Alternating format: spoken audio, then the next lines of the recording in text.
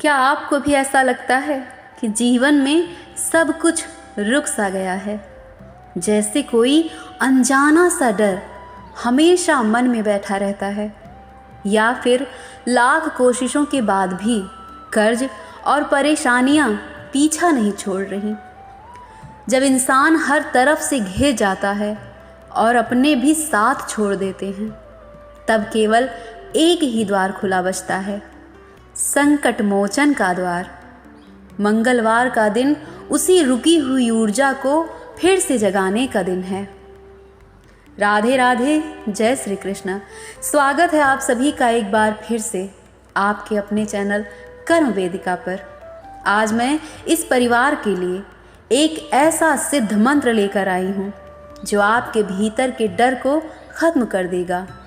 यह मंत्र है हनुमान गायत्री मंत्र। ये केवल कुछ शब्द नहीं हैं, ये एक सुरक्षा कवच है। जब आप गहरे कर्ज, मुकदमों या मानसिक तनाव में होते हैं, तो यह मंत्र आपके मन को वह शांति और शक्ति देता है जिससे आप हर संकट को पार कर सकें। अब अपने सारे तनाव, सारी चिंताएं कुछ देर के लिए यहीं छोड़ दीजिए। आंखें बंद करें, एक गहरी सांस लें और मेरे साथ इस पवित्र मंत्र का 108 बार जाप करें। अपना सारा ध्यान बस इन शब्दों पर और बजरंगबली के चरणों में रखें। विश्वास मानिए, इस जाप के पूरा होने तक आपके मन का भारी से भारी बोझ भी हल्का हो जाएगा। आइए मंत्र का श्रवण प्रारंभ करें।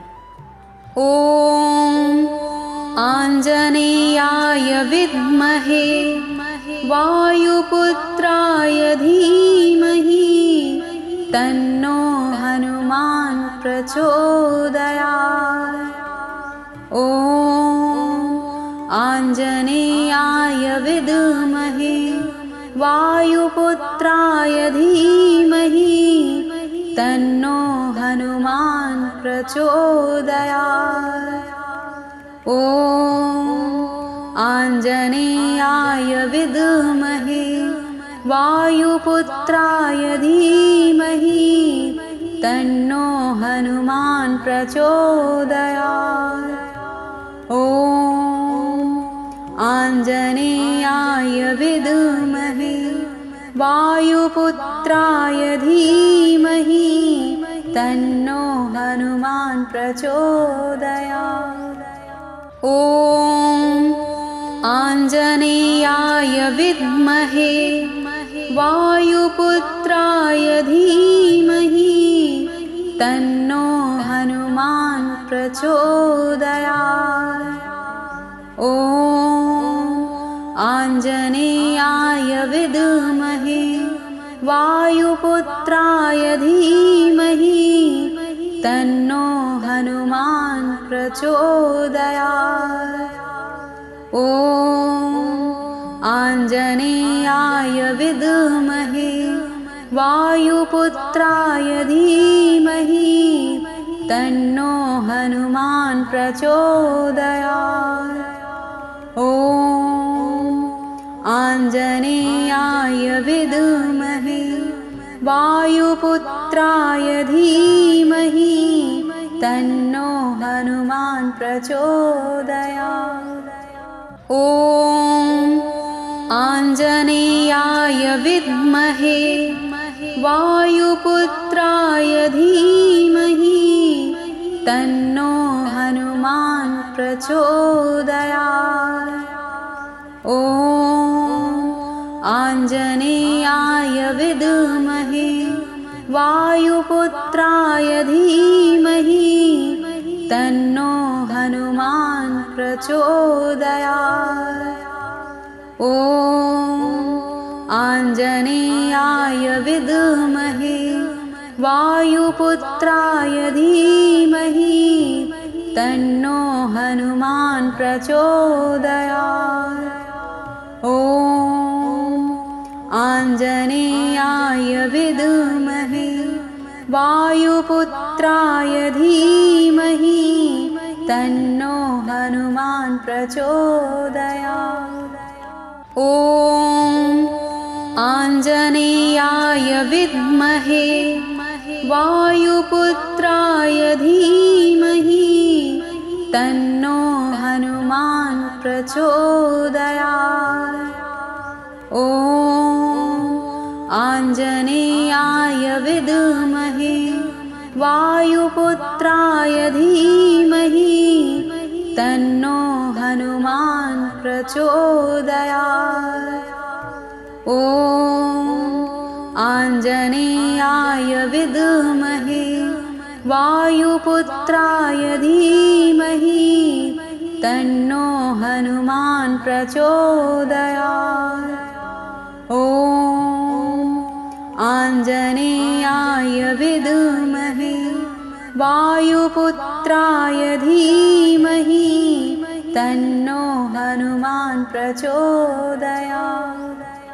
ॐ आञ्जनेयाय विद्महे वायुपुत्राय धीमहि तन्नो हनुमान् प्रचोदयात्।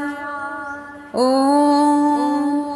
आञ्जनेयाय विद्महे वायुपुत्राय धीमहि तन्नो हनुमान् प्रचोदयात्। ॐ आञ्जनेयाय विद्महे वायुपुत्राय धीमहि तन्नो हनुमान् प्रचोदयात्। ॐ आञ्जनेयाय विद्महे वायुपुत्राय धीमहि तन्नो हनुमान् प्रचोदयात्। ॐ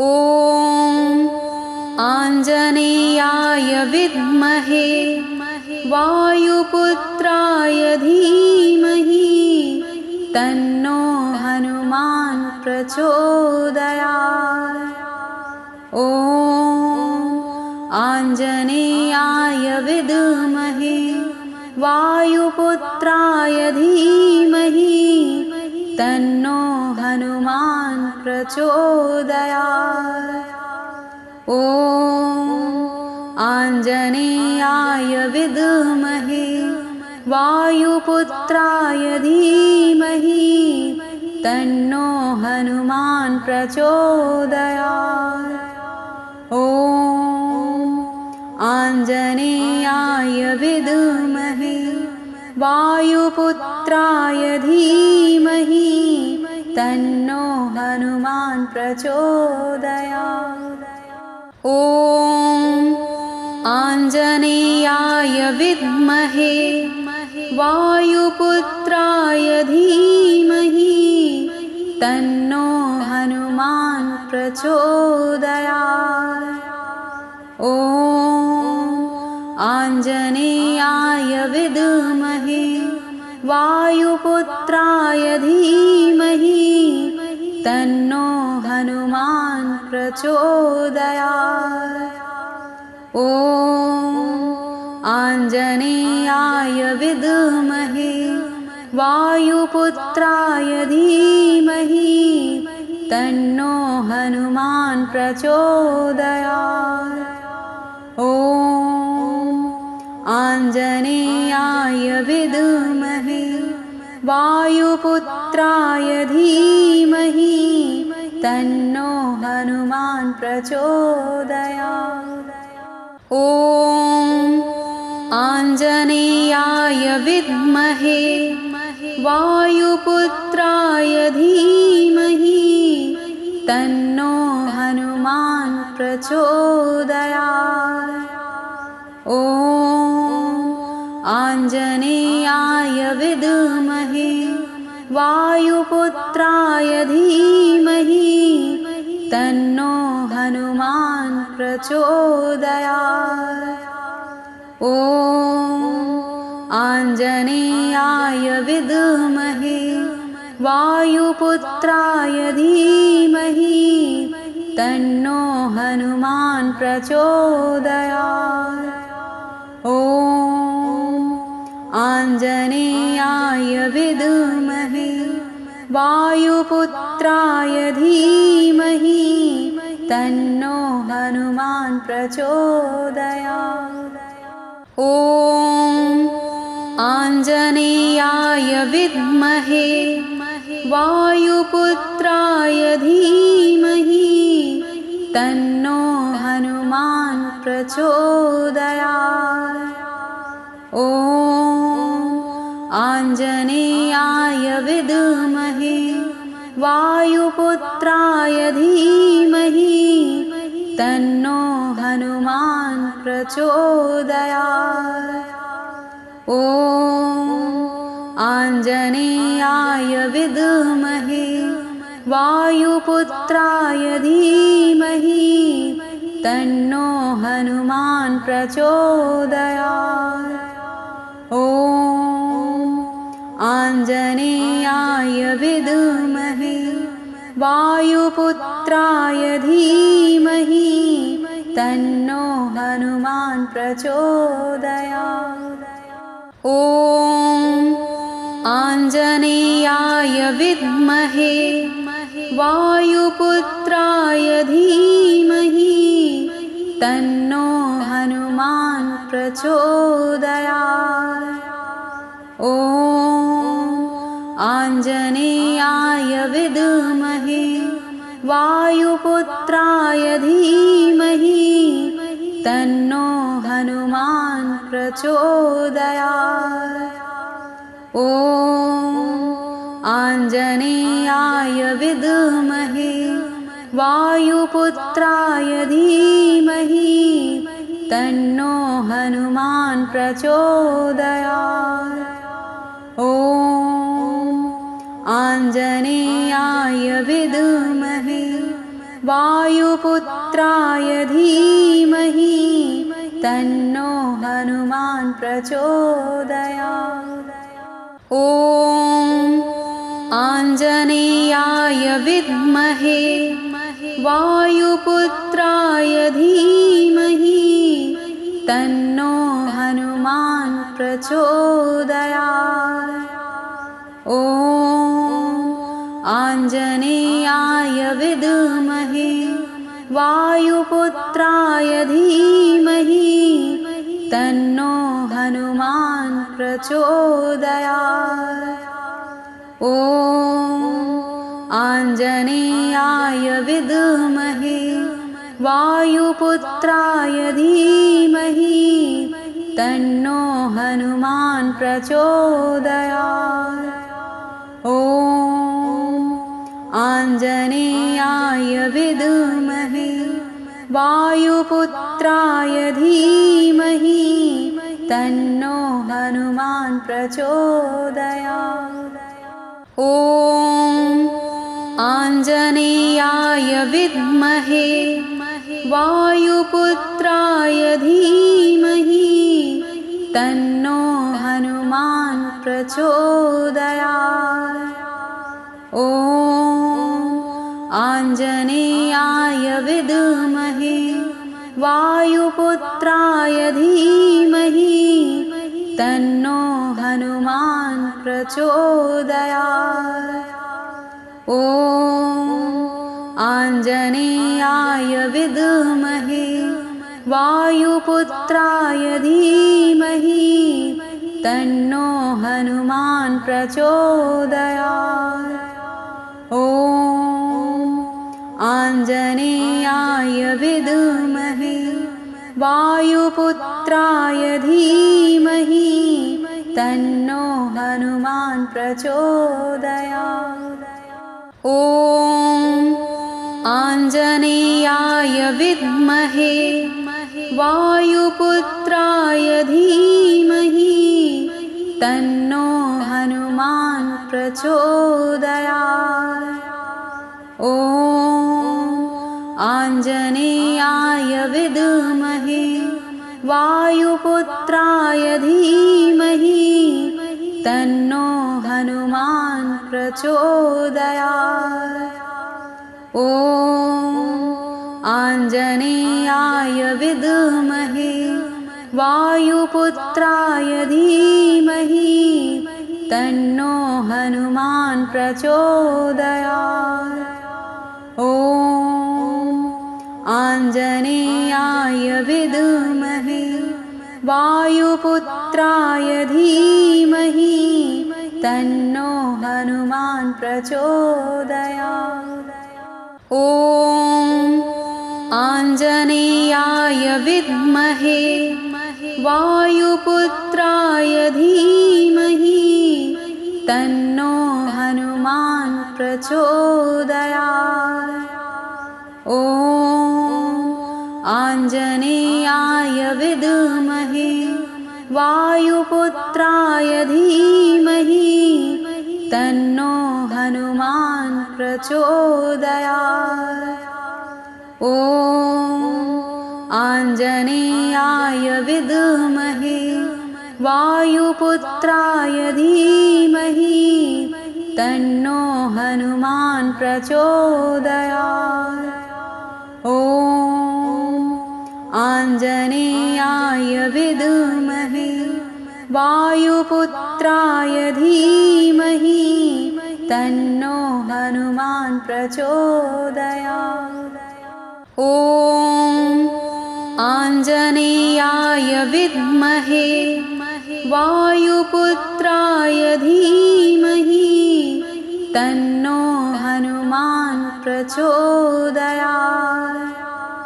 ॐ आञ्जनेयाय विद्महे वायुपुत्राय धीमहि तन्नो हनुमान् प्रचोदयात्। ॐ आञ्जनेयाय विद्महे वायुपुत्राय धीमहि तन्नो हनुमान् प्रचोदयात्। ॐ आञ्जनेयाय विद्महे वायुपुत्राय धीमहि तन्नो हनुमान् प्रचोदयात्। ॐ आञ्जनेयाय विद्महे वायुपुत्राय धीमहि तन्नो हनुमान् प्रचोदयात्। ॐ आञ्जनेयाय विद्महे वायुपुत्राय धीमहि तन्नो हनुमान् प्रचोदयात्। ॐ आञ्जनेयाय विद्महे वायुपुत्राय धीमहि तन्नो हनुमान् प्रचोदयात्। ॐ आञ्जनेयाय विद्महे वायुपुत्राय धीमहि तन्नो हनुमान् प्रचोदयात्। ॐ आञ्जनेयाय विद्महे वायुपुत्राय धीमहि तन्नो हनुमान् प्रचोदयात्। ॐ आञ्जनेयाय विद्महे वायुपुत्राय धीमहि तन्नो हनुमान् प्रचोदयात्। ॐ आञ्जनेयाय विद्महे वायुपुत्राय धीमहि तन्नो हनुमान् प्रचोदयात्। ॐ आञ्जनेयाय विद्महे वायुपुत्राय धीमहि तन्नो हनुमान् प्रचोदयात्। ॐ आञ्जनेयाय विद्महे वायुपुत्राय धीमहि तन्नो हनुमान् प्रचोदयात्। ॐ आञ्जनेयाय विद्महे वायुपुत्राय धीमहि तन्नो हनुमान् प्रचोदयात्। ॐ आञ्जनेयाय विद्महे वायुपुत्राय धीमहि तन्नो हनुमान् प्रचोदयात्। ॐ आञ्जनेयाय विद्महे वायुपुत्राय धीमहि तन्नो हनुमान् प्रचोदयात्। ॐ आञ्जनेयाय विद्महे वायुपुत्राय धीमहि तन्नो हनुमान् प्रचोदयात्। ॐ आञ्जनेयाय विद्महे वायुपुत्राय धीमहि तन्नो हनुमान् प्रचोदयात्। ॐ आञ्जनेयाय विद्महे वायुपुत्राय धीमहि तन्नो हनुमान् प्रचोदयात्। ॐ आञ्जनेयाय विद्महे वायुपुत्राय धीमहि तन्नो हनुमान् प्रचोदयात्। ॐ आञ्जनेयाय विद्महे वायुपुत्राय धीमहि तन्नो हनुमान् प्रचोदयात्। ॐ आञ्जनेयाय विद्महे वायुपुत्राय धीमहि तन्नो हनुमान् प्रचोदयात्। ॐ आञ्जनेयाय विद्महे वायुपुत्राय धीमहि तन्नो हनुमान् प्रचोदयात्। ॐ आञ्जनेयाय विद्महे वायुपुत्राय धीमहि तन्नो हनुमान् प्रचोदयात्। ॐ आञ्जनेयाय विद्महे वायुपुत्राय धीमहि तन्नो हनुमान् प्रचोदयात्। ॐ आञ्जनेयाय विद्महे वायुपुत्राय धीमहि तन्नो हनुमान् प्रचोदयात्। ॐ आञ्जनेयाय विद्महे वायुपुत्राय धीमहि तन्नो हनुमान् प्रचोदयात्। ॐ आञ्जनेयाय विद्महे वायुपुत्राय धीमहि तन्नो हनुमान् प्रचोदयात्। ॐ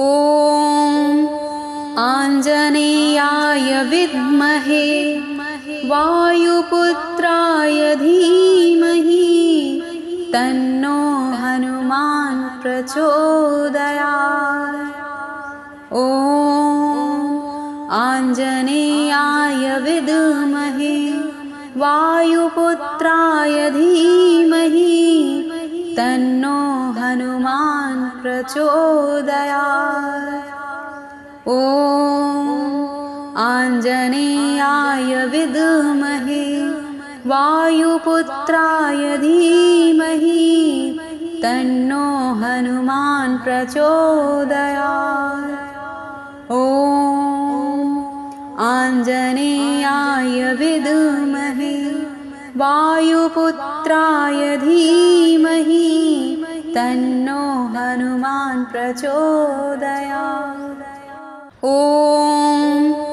आञ्जनेयाय विद्महे वायुपुत्राय धीमहि तन्नो हनुमान् प्रचोदयात्। ॐ आञ्जनेयाय विद्महे वायुपुत्राय धीमहि हनुमान् प्रचोदयात्।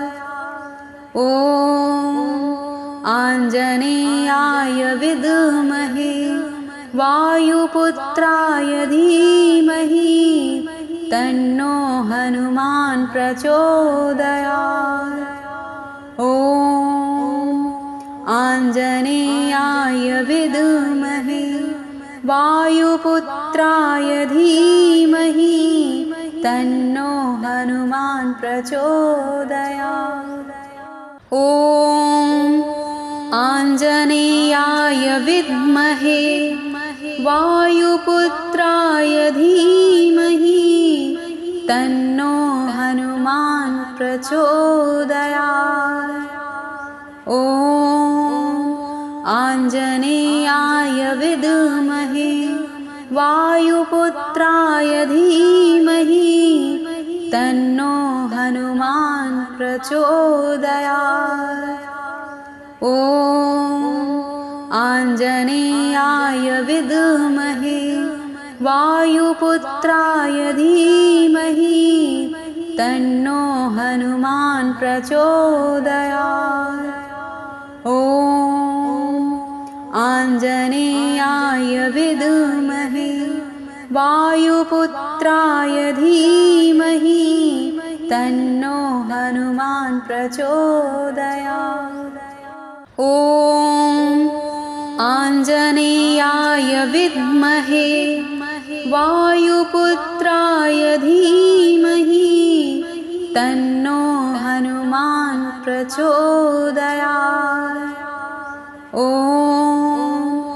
आञ्जनेयाय विद्महे वायुपुत्राय धीमहि तन्नो हनुमान् प्रचोदयात्। ॐ आञ्जनेयाय विद्महे वायुपुत्राय धीमहि तन्नो हनुमान् प्रचोदयात्। ॐ आञ्जनेयाय विद्महे वायुपुत्राय धीमहि तन्नो हनुमान् प्रचोदयात्। ॐ आञ्जनेयाय विद्महे वायुपुत्राय धीमहि तन्नो हनुमान् प्रचोदयात्। ॐ आञ्जनेयाय विद्महे वायुपुत्राय धीमहि तन्नो हनुमान् प्रचोदयात्। ॐ आञ्जनेयाय विद्महे वायुपुत्राय धीमहि तन्नो हनुमान् प्रचोदयात्। ॐ आञ्जनेयाय विद्महे वायुपुत्राय धीमहि तन्नो हनुमान् प्रचोदयात्। ॐ आञ्जनेयाय विद्महे वायुपुत्राय धीमहि तन्नो हनुमान् प्रचोदयात्। ॐ आञ्जनेयाय विद्महे वायुपुत्राय धीमहि तन्नो हनुमान् प्रचोदयात्। ॐ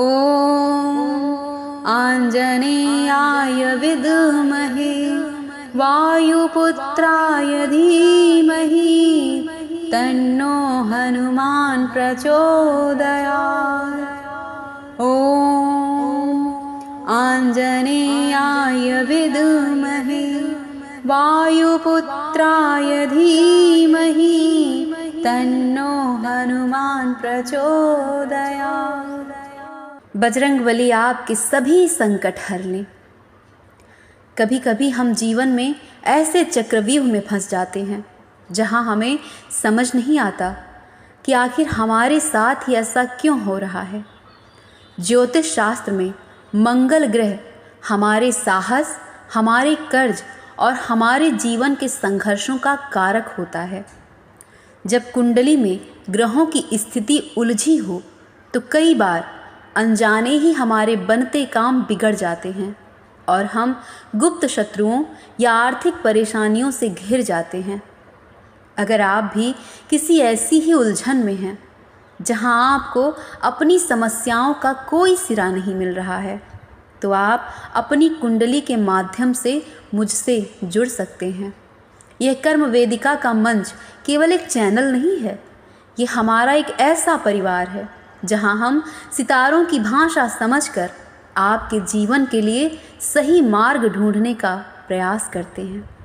अगर आपके मन में भी कोई सवाल है या आप अपनी कुंडली का विश्लेषण करवाना चाहते हैं तो स्क्रीन पर दिए नंबर पर संपर्क कर सकते हैं। हिम्मत मत हारिए, हर रात की सुबह होती है।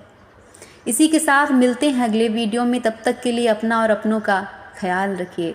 राधे राधे। जय श्री कृष्ण, जय श्री राम, जय हनुमान।